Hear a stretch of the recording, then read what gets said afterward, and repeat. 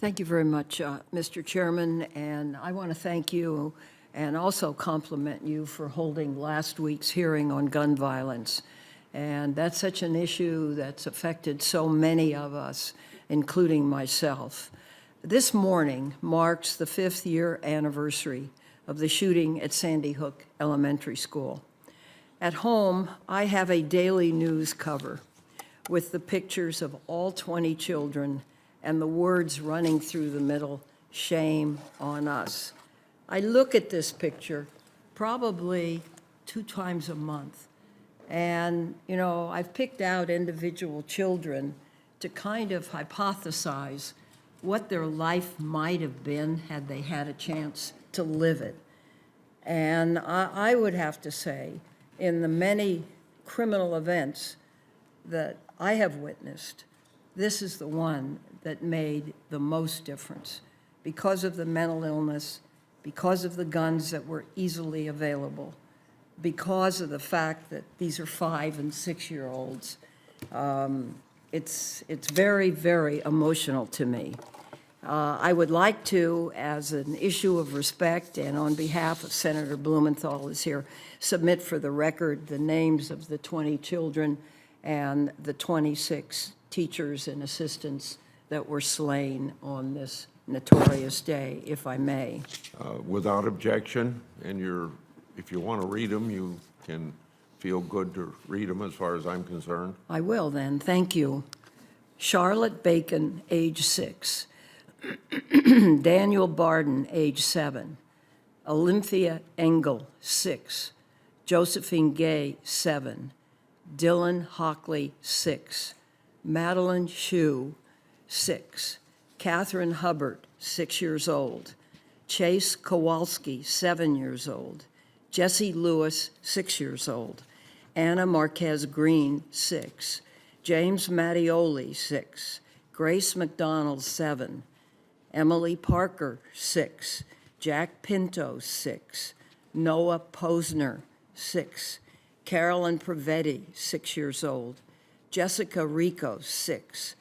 Avil Richmond, 6. Benjamin Wheeler, 6. Allison Wyatt, 6. And then the assistants and teachers. Rachel Davino, 29 years old. Victoria Soto, 29 years old. Lauren Russo, 30 years old. Mary Sherlach, 56 years old. Anne Marie Murphy, 52. And Dawn Hoxbrun, 47. All too young to die, and all too young to die this way.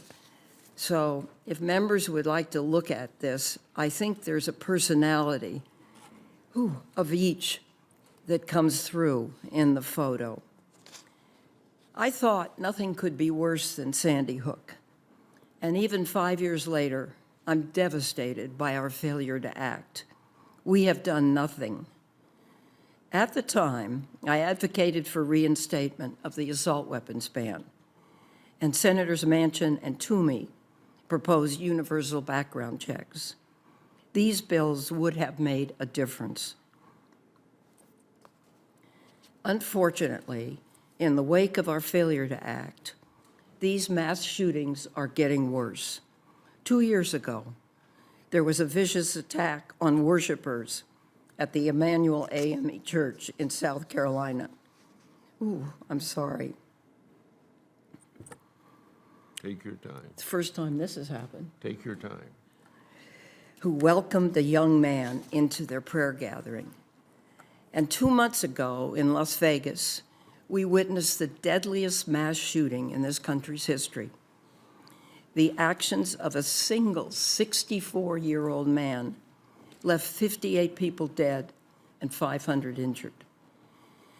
Nearly a month after Las Vegas, at a Baptist church in Sutherland Springs, Texas, as Senator Cornyn knows too well, a gunman walked into a church and brutally murdered 26 people, including the elderly and the young.